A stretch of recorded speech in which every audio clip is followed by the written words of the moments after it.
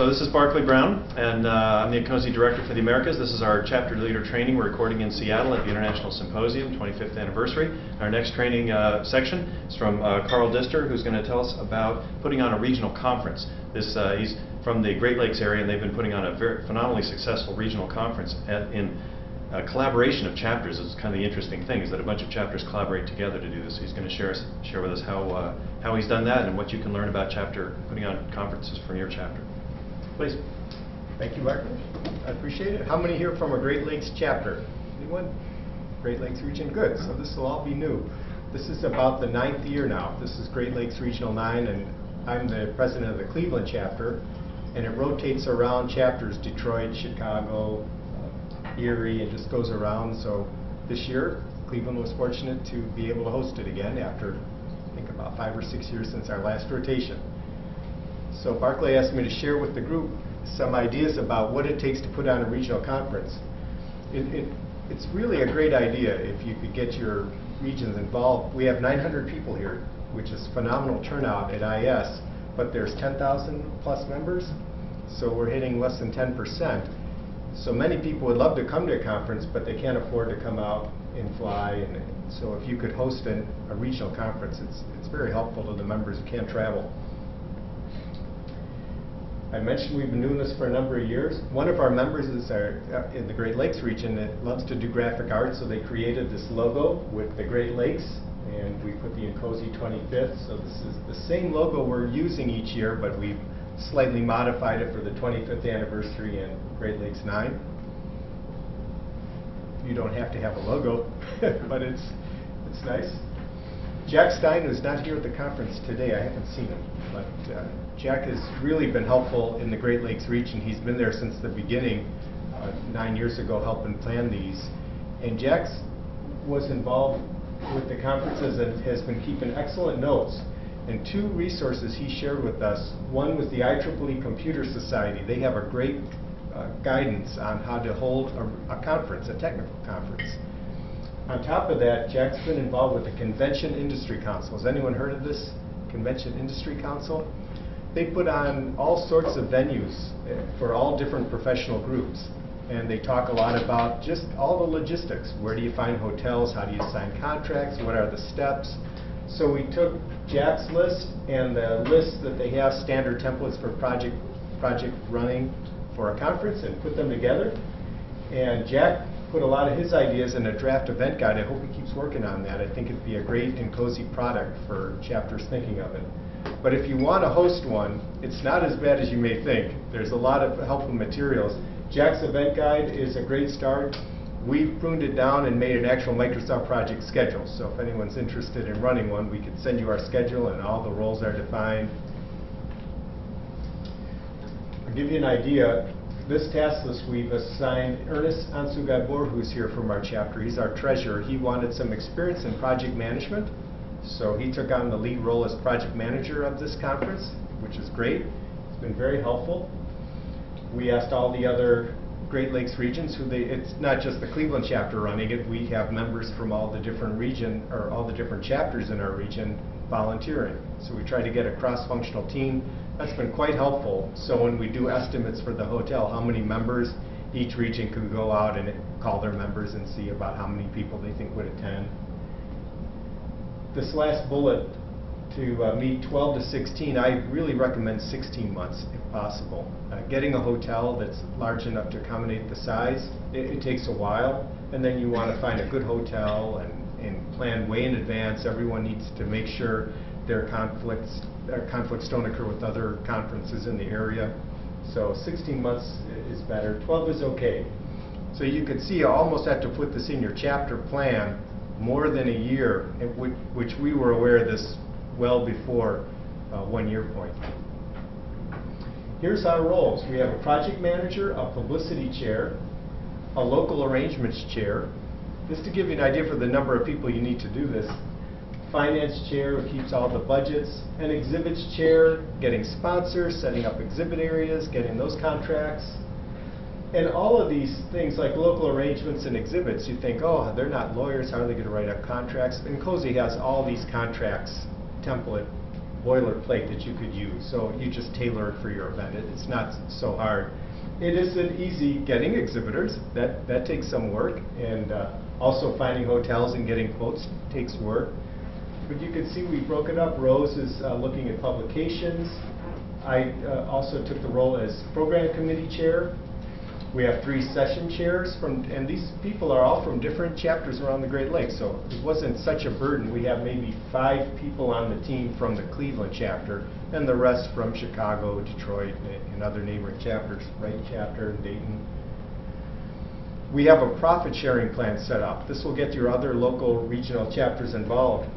Bernardo, for you, I guess you get France and England involved, but you would want to establish a sharing plan, so if the conference is successful and you make some money, you could share it, but also, which is critical, to share in the loss, because these conferences are expensive. I know at Cleveland chapter, we really had to take some risk because we had several $1,000s in our chapter budget, but that was way more than it cost for a hotel and all these people, so if no one comes, we have potential to lose quite a lot. So. It's good to get a profit and loss sharing arrangement. Picking the hotel is a long lead item, and setting the date. You'd like to announce the conference like a year in advance so people can plan it. If you announce a conference 3 months before it starts, you're not going to get anyone to go. No one puts it on their schedule that soon. They need to ask their companies to allow them to go and perhaps put it in the next year's budget cycle. So if you wait 3 months in advance, no one's going to attend, so definitely get the date out there more than a year. We announced at Great Lakes Regional 8 in Chicago in 2014 our theme and location for the next year, so we had that well in advance the year prior. And we're the host chapter Cleveland, which means we have to basically run the funding, not only find the location and have some entertaining things, but also to keep the budget. Sponsors are a real important part. I learned this is the first time I was doing an event like this, and getting sponsorship early helps with the budget planning. This GRLC 9 budget, just to give you some back of the envelope calculations, we're having about 100 people attend, we estimate. We got that by asking every chapter how many people came last year and the year before and how many think will come. So we got a range between 65 and like 120, so we picked 100.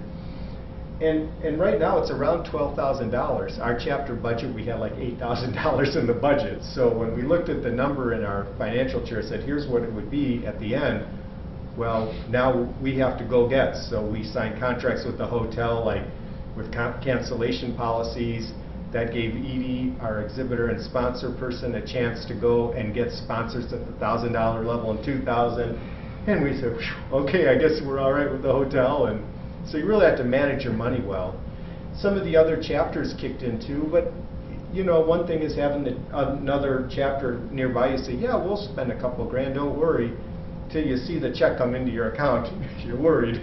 So, not that they're not good for the money, but if they're hedging their bets. If it's canceled, then they'll pull out. So don't want to scare you not having a regional conference. It's just something to consider. Our sponsorship chair said, get a person who's outgoing. She doesn't feel she's as outgoing, but you do need an outgoing person to go sell to exhibitors and sponsors. So look for the right people to do that. Edie's doing a great job, I think. We took a lot of time to really think through the sponsorship levels. The sponsorship levels at a conference like this, at 900 people, is different than what you'd want to charge and attract for a small 100-person venue. So you could contact us. We have our grade sheet with different levels and what they get if they sponsor at different levels. It's kind of fun. And create a brochure that you could hand out. Estimating attendees requires a lot of balance. And we had this early on our conference planning. A lot of the engineers, our systems engineers, we understand, but when it comes time to go tactical, everyone reverts back to this tactical role. And you're trying to get volunteers, these 12 people, to volunteer their time, and someone comes in and starts talking big ideas, and what if we advertised here, and what if we had trips here? It really like deflates the team who's like really trying to get the work done. So you have to balance. It's good to get the strategic part and the dreaming done early, then the operational tactical team doesn't feel so overwhelmed. And that's been working out for us. Now we're in tactical mode, we have project schedule, we're executing, and it's going quite well. We have all our papers in advance, registrations coming in, good sponsorship, so it's not so bad if you have good planning. The dates of our conference, our regional conference, just like I said, some people can't afford for their company to send them out to a conference like this wonderful conference in Seattle. Our membership, when we did a survey, and in the Great Lakes region, said please straddle the conference over a weekend.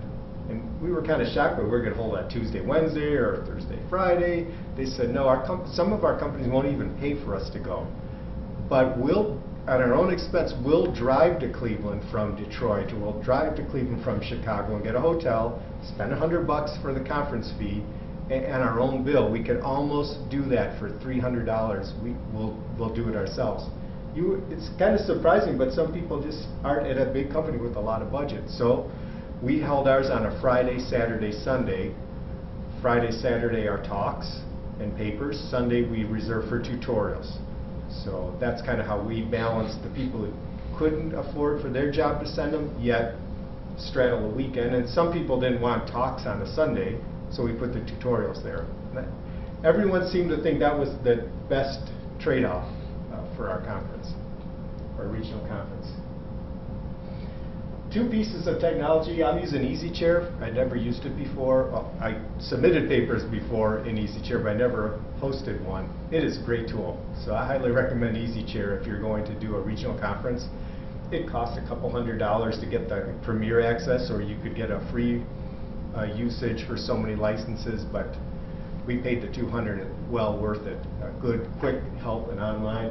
And the other one, we were going to use Eventbrite, but Reg Online we found was much nicer. Katie, who's doing our registration, she could put all sorts of rules in that Reg Online and set up different pages for different levels of sponsorship and different memberships and access codes if you get a discount if you're a speaker. And when you start talking about the logistics of how you want the registration page to be, wow, it gets complex pretty quick. So I applied to Katie, but she'll say, go to Reg Online, it's a lot easier to set all that up. Not that there's other ones out there. And they do charge you another couple $100 for us to do Reg Online, so you're $400 into this types of tools, roughly speaking. And I'm not endorsing any supplier there, but those have been working out great for us. The way we're doing tracks, we've learned to have good breaks between the tracks. Don't back them up one-to-one. People like that, like 15 minutes to a half hour between tracks to network, get a cup of coffee. So we really spaced it out, you know, our tracks. And we had 3. It's been successful to have the keynotes during a breakfast or lunch. It's not convenient for them if they're a keynote, but it really helps you know, to have a plenary or keynote and then take a lunch break. When you only have a couple days, it's nice to overlap it. People are driving in for just those 2 days.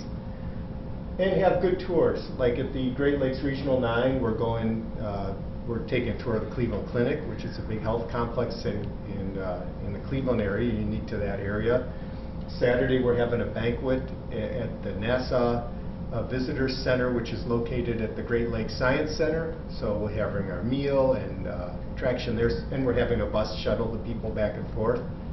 Not public transportation. We talked about that to save money, but we decided to spend the $10 a person and put them on a bus to go downtown and back.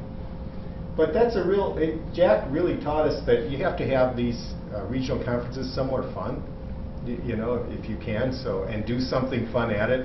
A lot of people are bringing their spouses and significant others to attend, so that's how they're justifying spending their own money. They'll bring a spouse and say, well, I know it's systems engineers, but you could go to these exciting places in your local town. That's all I had. So good luck. It's not as bad as you think, and I highly encourage it. Our chapter kind of took a hiatus this year. We had to plan this and host this conference, so we couldn't have as exciting monthly chapter meetings. There's only a few of us on the board planning this. So last year we made the strategic decision. We're going to put chapter meetings on cruise control, and we're going to focus all our efforts on hosting a great regional conference. We're still having chapter meetings, but they're not like the ones last year where we planned it out and got super guest speakers. We did a lot of World Cafe, group discussion type meetings this year, just because we didn't have the time bandwidth to plan them. But that's okay. In exchange, we're getting a great regional conference. So plan it out, and I think you'll be in good shape. Barkley? Hey, Carl, thank you very much.